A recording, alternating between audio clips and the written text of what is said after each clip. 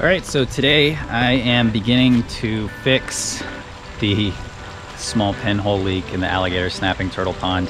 I think when I first started doing the video for when I built it, I did talk about the fact that that was one of the potential issues with using a liner pond and snapping turtles. And it ended up, it wasn't even the alligator snapping turtles that did it, but a Florida snapper managed to get out of a tub, come crawling around over the fence and then into this pond.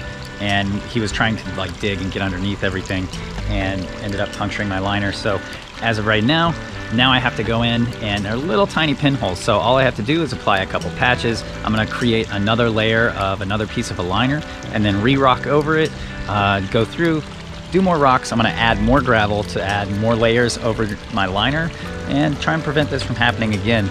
So I'm at the very first stage, which is now all the water is out of it. I'm having to go through and add more rocks and kind of move things around. So right now it's kind of house cleaning a little bit before I actually start patching the liner.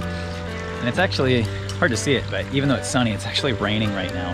So I can't patch it in the rain, so I'm probably gonna have to wait till tomorrow to patch it. But tomorrow we'll patch it. Once it's good, then we're gonna put the liner over it, cover it up, and then we'll fill it with water at the end of the day tomorrow. And then the following day, the turtles and fish should go back in. All right. Ah, my hat! Stuck on this tree. I was not expecting this to happen. I was not expecting this so soon. All right, so today I am fixing this hole in my alligator snapping turtle pond. I'm sitting in it right now. You can see the pond is empty, and I've got this little pinhole right here I've got to fix. So I'm gonna turn off the pump and start cleaning the pinhole area, and we'll put this patch on there. It's actually pretty simple, so I'll show you guys how it's done. Okay, so first you want to make sure that the area you're gonna patch is completely dry. So I have my little microfiber towel, pulled this back, and the water doesn't have to be completely out of your pond, but you definitely need to be able to easily access where the hole is. Make sure it's completely dry. Your pond patch kit actually has a cleaner, so I'm going to use the cleaner, but I just want to make sure that this entire area right here is not wet for when I do this patch. So I'm just kind of drying it, wiping it up, and we should be good. I can see right here, it's just the tiniest little hole, but a tiny hole with a whole bunch of water pressure over the top of it is just going to keep pushing water out of it, and you're just going to keep losing water. So what I've got to do is, after I patch this, I'm going to recover it. I'm going to add some new rocks. I went and got a bunch of big flagstone. So I'm going to add some big flagstone over this. Also got 4 more bags of gravel. I'm going to add more gravel back over it, and it should keep this from happening. So first thing I'm going to do is cut my patch. You want about 2 inches bigger than your hole. And since this is just a pinhole, I'm doing about a 2-inch patch. Doesn't have to be perfect, just has to cover the little pinhole. And I may even end up doing 2 of these, just to be on the safe side.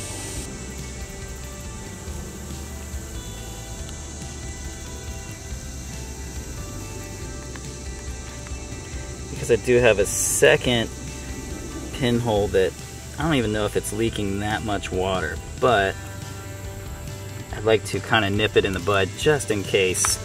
So what we're going to end up doing is a patch here and a patch right above it, right here. And these will sit right here and cover that. So it comes with a solvent wipe that apparently is some pretty nasty stuff. So they tell you to put on these goofy gloves, which I don't know whose hand this is made for, but it is not made for my hand. That's like a catcher's mitt. Look at that. These are the solvent wipes. Reach in here and get these out. It says what they are. And you just want to make sure that you're getting off all the stuff that could make it possibly not stick. You just want your patch to stick as good as possible. So I just get these out. And this is actually, I need that second glove so I can handle this.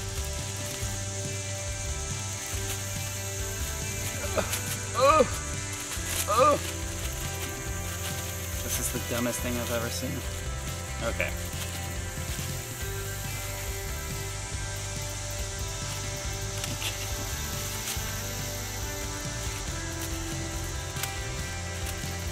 Shout out to this glove manufacturer for making this for absolutely no one's hand. This is horrible.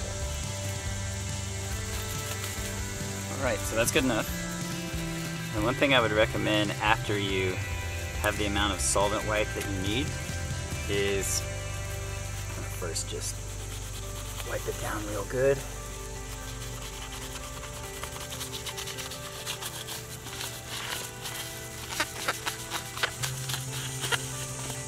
There, because it is kind of a dirty area, we're going to make sure we get it good. I'm going to put it back in this package, and then I would recommend, if you're going to store it, put it in like a Ziploc container and make sure that it stays wet. Otherwise, the next time you have to use it, you have to wet it or soak it, and it's just not as good. So I've learned that also from experience. I'm going to hit this with a sponge. There's a rough side too, which is kind of good for scoring your liner a little bit. It's going to help your patch stick. Ideally, you'd want a flat surface, but this didn't happen in a flat surface, and I wasn't going to pull up my entire liner just for this little pinhole. So, all right.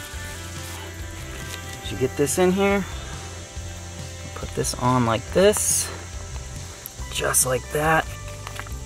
And then you take your roller, you're just gonna work that thing as hard as you can. Just wanna make sure that you're rolling over that patch and making sure it gets a good seal on it. And even though I'm patching this, I'm actually gonna come back and put another piece of liner right here just to kind of guard over it. Keep this from happening again. It's a hot day. I'm thinking the hot black liner, the heat, it being exposed for a little bit is going to help keep this from doing this again. Okay, we've got our second patch. This one's going to be a little trickier because it is on a bit of an angle. I'm going to have to sit it right there like that. We're going to come back again with our little sponge. Put that guy back. Clean off that. Now, I don't work for Aquascape. I'm not a pond expert, but this is the best way I have found to do this, and I have done this a couple times now in other ponds, and this does work. It looks a little bit goofy, a little bit hard to believe when you see somebody just stick these things on here, but it actually does work. This stuff is so adhesive, and the other side of it is so thick with adhesive that it really works really well, and it'll hold. You know, look, I'm no expert. I think that eventually, over time, you're going to have to do this, and learning how to do this is good. All right, so those patches are done, and now I'm going to move on to the next stage of getting everything ready, and that's going to be bringing in some more liner, changing my rocks, and then we'll, once everything's rocked in, we're going to go with some more gravel, put some gravel over it, then we'll fill it, and then once the water's cycled for a while, whether it's later today or tomorrow, we're going to put the turtles back in. But first things first, let's pick up our pond cleaning kit and start working on covering this liner up.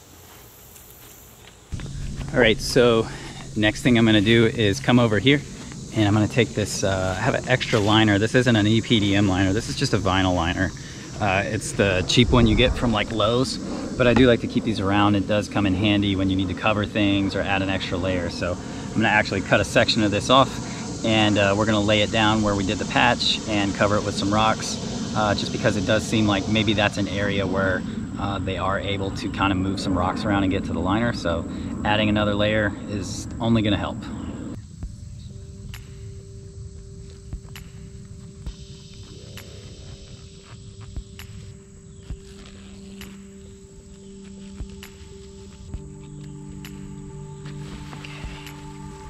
All right, so now I'm going to look at the section I cut, which is honestly way too big.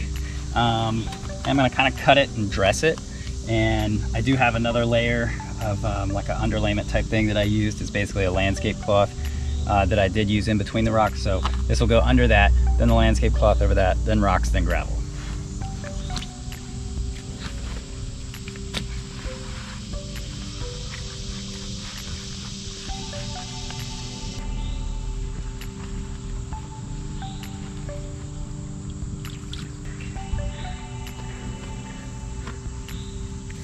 where there was a piece of wood like this, that's what they moved and was able to get a claw through there. So I put this piece of stone here, and I'm wedging other pieces of stone here. I'm taking my gravel and just dragging it and packing it down in between all of these rocks. When you pack it down with gravel, the rocks are locked in and they don't have anywhere they can go. And the turtles, when this stuff gets locked in, especially once you have water pressure sitting on it for a while, the turtles aren't really gonna try and get between there. They're gonna just see it as kind of a greater part of a solid object. And it creates a nice little natural area for fish and crayfish and everything.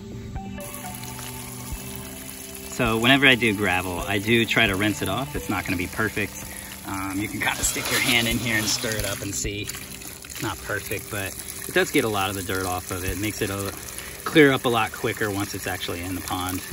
All right, so as I'm kind of clearing out the bottom to make room for more of these flat pieces of flagstone, I'm also finding in the gravel some of the pieces of mussels and stuff that these guys have eaten over the last few months of living in here. So these are also littered across the bottom. I'm gonna try and pick these up as much as I can because they do have sharp edges, and it would be potentially possible that these could puncture part of the liner. Just kind of going through, doing a little bit of cleaning up. Like I said, just picking up some of these mollusk shells, just double checking all the little areas of where the liner is. There's a clam right there. So just kind of checking everything. It's interesting to see how this has kind of weathered and broken in over the time that it's been here. You can see some of these plants have just grown right into the rocks. So right now, just gonna start filling in some of this, kind of tiling it with these pieces of flagstone to cover the bottom. And then we'll keep graveling it in, and about halfway done.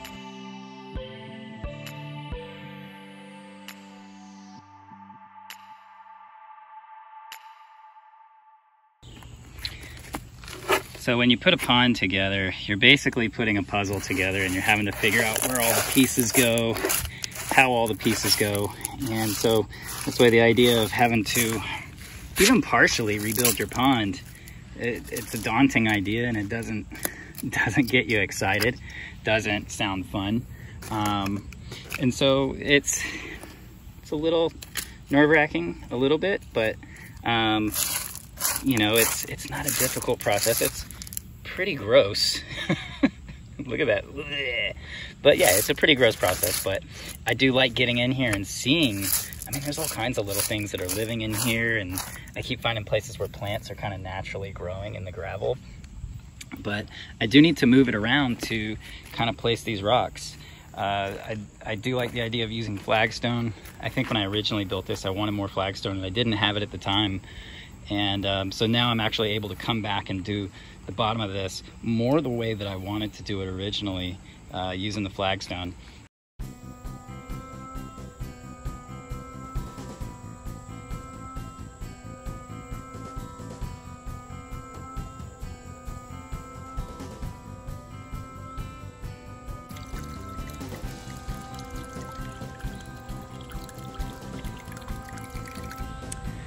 All right, so one of the positive benefits of taking on a project like this, of having to fix a pond or having to do an update on a pond, or in my case doing both, is you actually can go back and fix a few things that, you know, maybe you didn't know about the first time, or maybe in my case, I didn't really know where the turtles were gonna want to hole up during the day. Alligator snapping turtles like to spend most of the day underneath banks, underneath logs or rocks, and I tried to provide that in the beginning, and I just kind of, because I didn't really know what was going to be their favorite spot, I just kind of every corner of the pond provided some logs. And then over time they started moving them around, and they started finding their favorite little spots.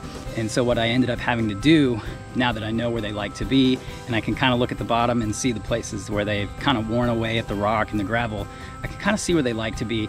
And now I can kind of build the pond again to kind of cater to that. One of the things is in this bottom corner of the shallow end, the female especially likes to come and sit in between two containers of plants. So what I did with that is I kind of made sure that that area was still hollowed out the way she had made it, but I also filled it in with the two types of gravel, and then I added a piece of driftwood to kind of cover it and create some shade. And then in the deeper end, they both like to sit in the deep end, but kind of on one side. Now what I did is I took two of their favorite logs to be under, and I kind of combined them over in that corner so that now they can be in that corner of the deep end with both of their favorite logs. All right, so now we're in the last stage, and that's adding the water. So let's watch the water rise and kind of go around and tidy up a few things.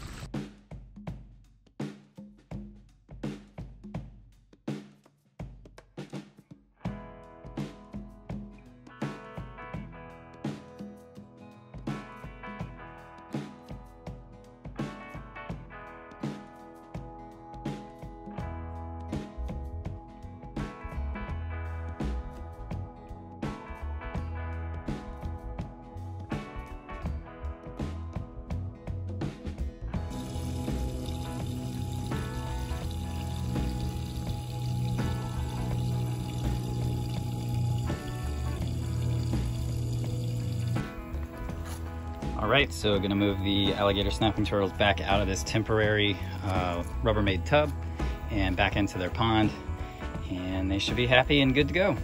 So let's grab these guys and get this thing going. Come on, buddy. Ugh. Yeah, they're never stoked on this part. That's the wrong way, buddy. You gotta go, no, not through the plants. Oh, jeez. The other way, other way. Not over the top of the plants. Oh gosh. There you go. Kind of tore stuff up faster than I thought he would. Gonna use that log as a hide. Whew. And straight into the new hide that we made. So it's a nice little overhang. He's probably gonna like that.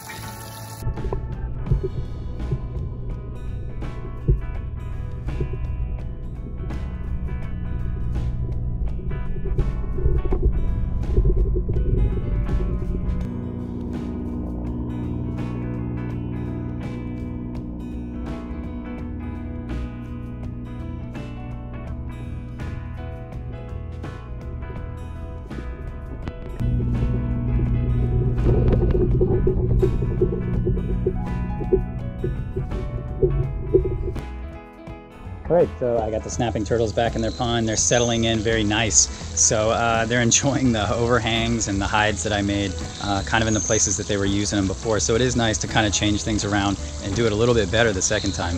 So hopefully if you ever have to patch a pond, you can find this video useful. Hopefully you never have to patch a pond. Thank you guys for watching. Drop a like, share these videos, show them to your friends, and I'll catch you guys on the next one. Peace, take care.